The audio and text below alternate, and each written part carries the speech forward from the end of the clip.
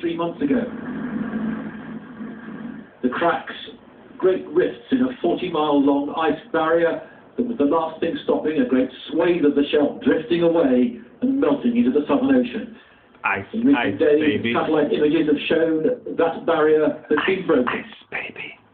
The Wilkins ice shelf is at the base of the Antarctic Peninsula, where the floating sea ice fills the base between the coast and the offlying islands. It's held in place by an ice bridge connected to Charcot Island. It's a bit like a dam. This satellite photo taken last week shows just how thin the dam was. It holds back the broken ice to the top, icebergs from last year's collapse. This was taken yesterday. The ice bridge has collapsed. The dam has burst. Yeah. Oh dear. Professor David Vaughan flew over the Wilkins Shelf in January to assess the likelihood of the ice bridge breaking up. Back in Cambridge now, his fears have been confirmed.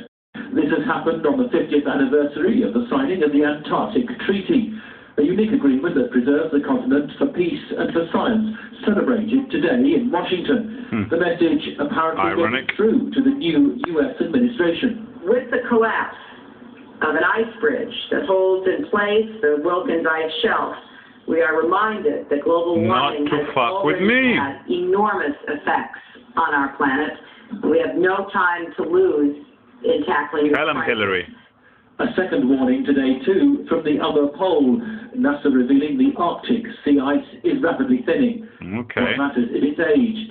The average age over 2 recent decades. The light blue new ice that thin and melts more easily, the older, thicker ice in white, more able to survive from year to year. This was the winter just gone.